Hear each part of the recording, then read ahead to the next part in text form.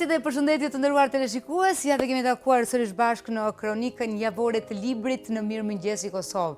Me shumë dashamirësi edhe sot përcjellim 5 tituj, 2 nga botimet shqip, 2 nga botimet e huaja dhe 1 nga botimet për fëmijë. E nisim me Shenjza letrare nga Serafina Lajqi. Një libër i zi me një bardhësi interesante aty, botimet reja janë ato që e sjellin këtë libër, që Serafina ka vendosur ta nxjerrë për lexuesit. Prania e diskursit religjioz në letërsinë shqipe gjatë dekadave ka qenë e determinuar për t'u nështruar transformimeve e konvertimeve të herpashershme, varësisht për zhvillimeve letrare e kulturore. Është dhe po flasim për kodin religjioz të poezisë Zefseremes. Jo vetëm brenda letërsisë shqipe, por edhe në çdo epokë apo periudhë të caktuar letrare, mitet, simbolet, figurat e shumta të diskursit religjioz janë rimarrë shpesh duke shërbyer si një formë pararendëse në konstruktimin e një procesi të ri krijues, kuptohet me shëndrimet natyrshme të domosdoshme. Çfarë bën Serafina në këtë libër? Ja dhe keni dhe përmbajtje, ku thellohet dukshëm shumë në studimet filologjike, edhe në kodin e religionit dhe në disa kapituj të tjerë të cilët i ka shtjelluar në librin e saj. Ja të keni, për gjithë ata studiusit e letërsisë, për studentët cilët kanë nevojë të dinë akoma më shumë për këto figura që ne përmendëm, atëherë është fantastike që ta lexojnë Shenjza letrare. E kemi edhe Stereo Spasen, një shkrimtar që edhe ju hyn në punë, edhe kemi një libër me kritika, kështu që do doja që ju ta lexoni, të gjeni tek Artini, botimet reja, me sa dije thash, por janë ato që e përcjellin Shenjza letrare. Për të kaluar tek Murteza Ozdautaj me lirika të thyera. Botimet Fajkonica janë ato që e përcjellin librin, ja tek është edhe përmbajtja, një libër goxha voluminoz me poezi, edhe ju e dini që mua pëlqen poezia.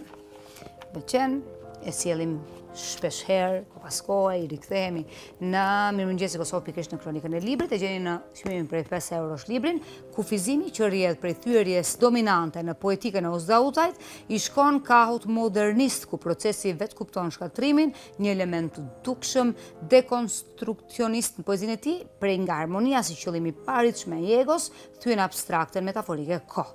Vepra shënon jo vetëm aktin e shkputjes si raport e marrëdhënie, por edhe largim në të njëjtën kohë, mbetësim nga tradita lirike, duke startuar me një status të ri, atë të funksionit poetik të gjuhës si një medium poetik. Ka thënë Ernestina Gjergja Lili, që është jo vetëm shkrimtare e mirë, por edhe një kritike e studiuese e fantastike. Kështu që do doja që ta lexonit lirika të thyera nga Murteza Ozdautaj. Një libër i bukur që shkon me një koktej aty pranë detit, edhe e barazvlefshme me lezetin e jetës. Është fuqia, liria dhe hareja e pakufishme e beqarisë. Beqar në shpirt është Bella De Paulo, një shkrimtare dhe vendimtare shquar amerikane në lidhje me eksperiencën e beqarisë. O beqar, a jeni gjallë, hajdeni këtu edhe ndëgjojeni këtë libër, por ju që jeni të martuar, mund të ndroni lirisht kanalin. Nuk është për ju. Bella De Paulo nuk është thjesht një burim energjie, por një fanar ndryqus. Ajo hedh dritë mbi atë që gjithë biznesi, organizimit të dasmave dhe lidhjes së njerëzve në qift nuk do që ju ta dini, e përgëzoi për goditjen që i bën stigmatizimit poshtrues dhe në thelb të pathemelt të beqarëve. Po, e vërtet. Ai bëri ky 40 vjet, 50 vjet mbeti beqar. Këto janë stigmatizimet shoqërore. Por ja te kjo është një vështrim fantastik i Bella De Paulo, që është kandidate doktorate, është dhe ka një vështrim realisht dhe vizion të pashoq për beqarinë. Në këtë libër ajo tregon një mënyrë bindëse çfarë do të thotë të jesh beqar në shpirt, duke kombinuar vitet e kërkimit studimor me eksperiencën personale. Beqar në shpirt për ata që janë beqar në shpirt dhe ata që nuk janë beqar në shpirt, po ndihen si të tillë realisht. De Paulo shkruan me diellin dhe pasionin karakteristik natyrisht dellin dhe diellin që e karakterizojnë shpirtin e saj, për të mirat e fluturimit solo. Fluturimi solo, sa e bukur kjo. Shumë mirë. E lexova me kënaqësi, duke e vënë shpesh buzën në gaz me humorin e saj, optimizmin dhe gëzimin e pakufishëm që ndjen ajo për jetën dhe për dashurinë. Shihni pra, kjo është Bella, ekspertja e mirënjohur mbi beqarin e cilësuar dhe e shpërblyer për këtë gjë, siç edhe e thash, ekspertja e shquar vërteton se një jetë dinamike, shëndetshme dhe e lumtur është e mundshme, jo pavarësisht për beqarisë, por pikërisht fal saj. Kështu që mendohuni përpara se të hidhni hapin elementar, të rëndësishëm. Spionët e Cambridge-it është një tjetër libër, miq të dashur, 5 urit sovjetik në gjirin e shërbimeve sekrete të Mbretërisë Bashkuar. Shkojmë tash në kthetrat e luftës edhe luftrave pak, edhe në kthetrat e spionazhit, edhe të veprimit të shteteve dhe shërbimeve të ndryshme. Gjithçka duket e pabesueshme në këtë rrëfim që i ngjan një romani, megjithatë gjithçka është e vërtet. Në mesin e viteve 30, kryespionët e Stalinit rekrutojnë 5 studentë të Universitetit Prestigjioz Cambridge-it, lastarët e rinj që është Anthony Blunt, Guy Burgess, John Cairncross, Donald Macklin dhe Kim Philby, janë kthyer kundër vetës së tij sistemin e kastës dhe establishmentit britanik të asaj kohe. Kjo pesë shorit, se ashtu quhet, së paku sovjetike, do të arrijë postë kyçe në hierarkinë e inteligjencës dhe shtyr nga një besim absolut në idealin komunist. Kështu që do doja që ta lexoni kush ju intereson dhe kujt i intereson për këtë shërbimin sekret, interesant, natyrisht është nxitës në vetvete. Autori zbulon suksesin e jashtëzakonshëm të kësaj sipërmarrje tradhtie, kështu s'paku edhe e quan, përshkruar rëndësinë e seksualitetit dhe homoseksualitetit midis anëtarëve të rrjetit.